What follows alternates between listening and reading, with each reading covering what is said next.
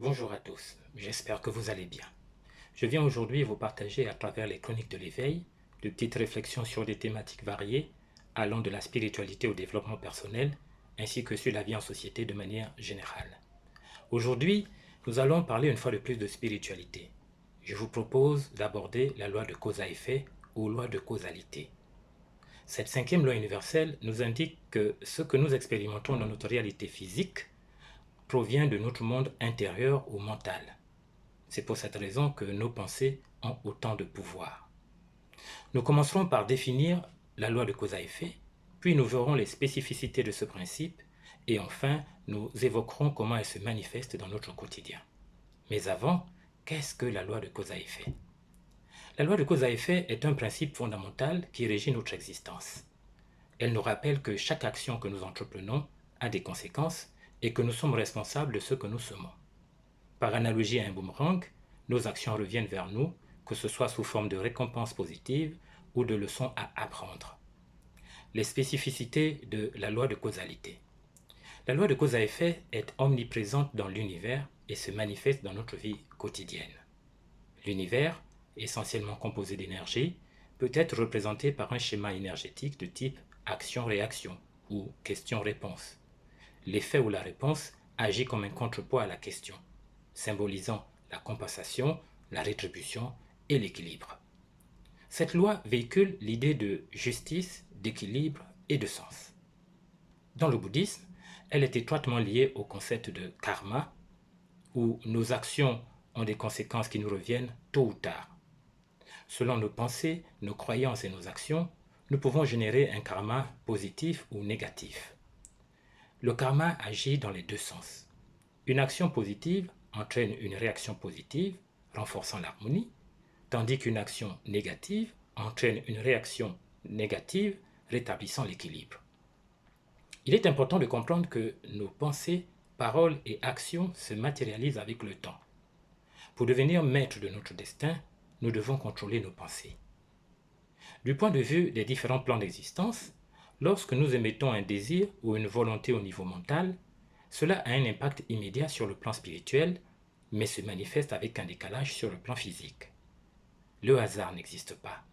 Tout dépend de notre capacité à maîtriser notre vibration. En abandonnant la négativité, comme l'égoïsme, la colère, la jalousie et la tristesse, et en cultivant l'amour, la joie et la gaieté, nous comprenons que nous sommes les maîtres de notre vie. Ainsi, nous prenons les commandes de notre existence, faisons des choix éclairés et assumons la responsabilité de ce qui nous arrive. Et pourquoi est-ce si difficile de se souvenir que nous récoltons toujours ce que nous avons semé? Parce que notre ego, cette part de nous qui cherche à protéger notre identité et à maintenir une image positive de nous-mêmes, peut nous aveugler. Il préfère souvent blâmer les autres ou les circonstances plutôt que de reconnaître nos propres actions et responsabilités. Nous sommes rarement conscients de tout ce que nous semons au niveau psychologique. C'est pourquoi nous devons observer les conséquences de nos actes pour apprendre et progresser. Les effets négatifs sont des leçons qui nous invitent à changer nos comportements, tandis que les effets positifs sont des récompenses pour nos actions justes. Comprendre la loi de cause à effet nous ramène à l'essentiel. Nous ne sommes pas des entités autonomes, mais des parties interconnectées de l'univers. En gagnant en humilité et en cherchant à mieux nous connaître, nous pouvons maîtriser notre ego et vivre en harmonie avec cette loi universelle. La loi de cause à effet au quotidien. Nous avons vu dans un article précédent que les plans spirituels et physiques sont liés. Ainsi, ce qui se passe sur le plan physique est la conséquence de mouvements qui se produisent dans le plan spirituel. Donc, un déséquilibre spirituel a des effets sur le corps physique. En outre, les émotions que nous ressentons ont un impact sur notre santé.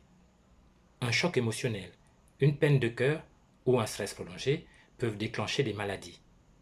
Parfois, nous sommes soit responsables, soit victimes de ces déséquilibres.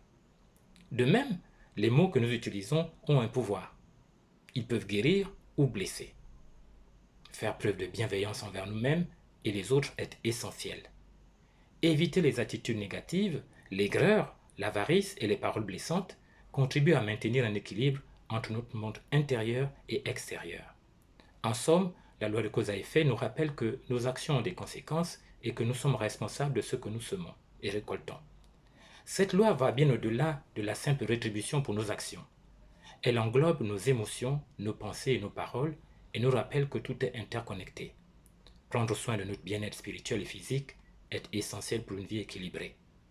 À présent, vous êtes informé sur la loi de cause à effet. J'espère sincèrement qu'elle vous aidera à prendre le contrôle de votre vie. Infinie gratitude.